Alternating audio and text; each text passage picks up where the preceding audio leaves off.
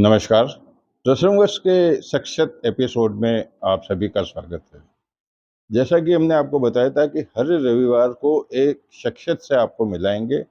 सौभाग्य है मेरा कि आज शख्सियत कार्यक्रम में एक ऐसी युवा शख्सियत हमारे सामने है जिन्होंने अपने जीवन का उद्देश्य केवल मात्र लोगों की सेवा करना बनाया हुआ है। आपने एमबीबीएस करने के बाद में पहले एमबीबीएस करने के बाद में लोग सीधे नौकरी में चले जाते डॉक्टर बन गए, लेकिन इन्होंने जो मन की इनकी भावना थी कि मेरे को पूर्ण रूप से परिपूर्ण होना है। आपने एसएमएस में 9 साल तक किया, उसके बाद में दिल्ली गए, दिल्ली में 1 साल तक इन्होंने किया, हैदराबाद गए। सबसे बड़ी बात है कि आज हम भी सुनते हैं, कई आप भी टीवी पे विज्ञापन पे देखते होंगे, एक विज्ञापन आता है कि पेट सफा तो रोग दफा। इसी पेट के चलते काफ़ी कुछ बीमारियां हो जाती है, लेकिन लोग उसका ध्यान नहीं देते हैं। हमारे मध्य आज मौजूद हैं डॉक्टर साहब अनंता हॉस्पिटल से जो आप संबंध हैं, और वहाँ इन्होंने सैकड़ों पेशेंट्स के ऑपरेशन करने के बाद में वहाँ भारी बीमारियों के रोगियों को भी इन्होंने अपने एक्सपीरियंस से, अपने अनुभव से और एक मापदंड के हिसाब से उनको ठीक किया है। और इनकी सेवाएं पिछले कुछ समय से ब्यावर में भी प्रत्येक माह के पहले रविवार को यहाँ ब्यावर में रहती है। Hemant John, doctor Hemant John हैं। ये काफ़ी युवा, उत्साही और अभी भी अपने आप को परिपूर्ण नहीं मानते हैं। नई तरह के एक्सपीरियंस करते हैं, नई तरह की बीमारियां, किस तरह की बीमारी को किस तरह से ठीक किया जा सकता है। मैं अपनी बात ज़्यादा नहीं करके आप लोगों को उनसे रूबरू कराऊंगा। डॉक्टर साहब, आपका बहुत बहुत स्वागत है। और मैं आपसे ये जानना चाहूँगा कि आपने जब इस प्रकार की शिक्षा लेने के बाद में, चिकित्सा क्षेत्र में आने के बाद में, अपने आप को किस तरह से तैयार करके और आज एक ऊंचे मुकाम पर पहुंचे हैं। नमस्कार। बहुत-बहुत धन्यवाद सर, मुझे इस कार्यक्रम में बुलाने के लिए। अ, मैं डॉक्टर हेमंत, मैं एक छोटी-सी जगह सादड़ी से हूँ जो पाली में है। ब्यावर मेरा ननिहाल रहा है और मैंने अपनी 11th-12th पटेल स्कूल से ही करी है, तो ब्यावर से एक मुझे अपनापन-सा लगता है क्योंकि हर छुट्टियों में मैं ब्यावर आया करता था। रही बात इस मेडिकल प्रोफ़ेशन की सर, तो बचपन से मेरा एक सपना था कि मैं डॉक्टर बनूँगा।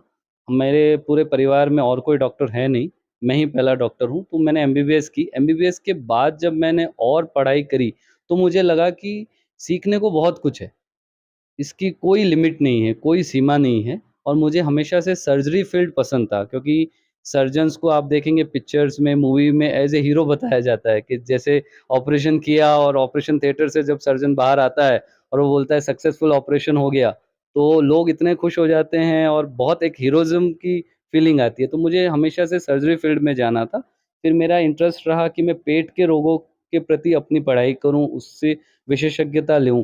क्योंकि पेट के रोग बहुत ज़्यादा हैं, बहुत कॉमन हैं और ज़्यादातर लोग इसको नज़रअंदाज कर देते हैं। जैसे पेट दर्द हुआ, कॉन्स्टिपेशन हुआ, कब्ज़ी हुई, खट्टी डकारें आना या कोई सब कॉमन चीज़ बात करें तो पित्त की थैली में पथरी हुई, हर्निया हुई, ये इतनी कॉमन समस्या है कि हर 100 में से 5 या 10 लोगों को मिल जाएगी। लेकिन लोग उसको ऐसे नज़रअंदाज कर देते हैं जैसे ये आपकी एक दिनचर्या का हिस्सा हो गया हो।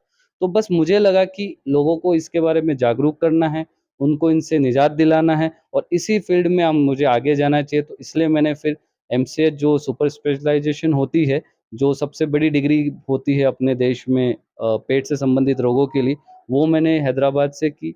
फिर मैंने मोटापे की सर्जरी जो बैरिएट्रिक सर्जरी बोलते हैं, उसकी फेलोशिप करी। तो ये सारा अध्ययन मैंने किया, मेरे गुरुजनों के सानिध्य में मैं रहा और मैंने अच्छे से कोशिश करी कि मैं ये चीज़ें सीख पाऊँ और लोगों को उसका लाभ दे पाऊँ। और इसी कड़ी में मैं ब्यावर भी आने चालू किया और आज मुझे लगभग 1 साल हो गया है, मैं ब्यावर हर महीने के पहले रविवार को आता हूँ और यहाँ पे उपलब्ध हूँ अपनी सेवाएँ देने के लिए। डॉक्टर साहब ने जैसे बताया कि एक फिल्मों का उदाहरण दिया है कि ऑपरेशन में बताते हैं अपने आप को, तो आप तो खुद भी अपने शक्ल सूरत से हीरो लग रहे हैं। तो मतलब आप दो तरह के हीरो हैं, मेडिकल क्षेत्र के तो हीरो हैं ही हैं, साथ में फिजिकली भी अपने आप में एक खूबसूरत हस्ती हैं।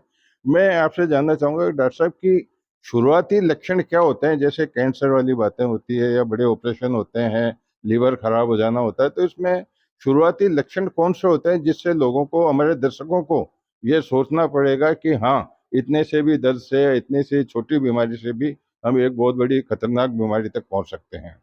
जी, बहुत अच्छा सवाल किया रमेश सर आपने।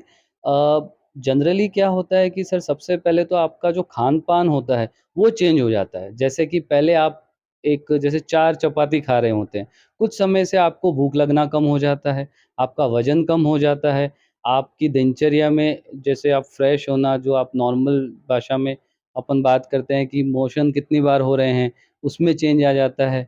आपकी आँखें पीली पड़ जाती है या फिर आपको कब्ज़ हो जाती है। खट्टी डकारें आ जाती है। तो ये कुछ ऐसी चीज़ें हैं जो बहुत छोटी-छोटी चीज़ें हैं, जो हम लगभग नज़रअंदाज कर देते हैं कि नहीं आज मैं थका हुआ हूँ इसलिए मेरी भूख कम हो गई, बट ऐसा नहीं होता है। अगर ये एक लंबे समय से अब कितना लंबा समय ये कोई परिभाषित नहीं कर सकता है, लेकिन अगर 15 दिन या 1 महीना या उससे ज़्यादा हो रहा है, आपकी नॉर्मल दिनचर्या खराब हो रही है, आप प्रॉपर फ्रेश नहीं हो पा रहे हैं, आपका वज़न कम होता जा रहा है, आपको भूख नहीं लग रही है, आँखों में पीलियापन-सा आ रहा है, शरीर कमज़ोर हो रहा है, लैट्रिन में खून आ रहा है, खाँसी में खून आ रहा है। तो ये कुछ ऐसे ऐसे सिम्पटम हैं जो रिलेट करते हैं कि आपको पेट से संबंधित कोई बीमारी हो सकती है और वो कैंसर भी हो सकती है। मैं आपको डरा नहीं रहा, मैं बस आगाह कर रहा हूँ कि अगर सही समय पे हम इन लक्षणों को पकड़ लें, तो पूरी तरह से इसका इलाज किया जा सकता है। अब तक डॉक्टर साहब आपने काफ़ी कुछ इलाज, क्योंकि अनंता अस्पताल तो अपने आप में एक माना हुआ प्रदेश का बड़ा चिकित्सालय है, वहाँ आप एचओडी के रूप में भी काम कर रहे हैं।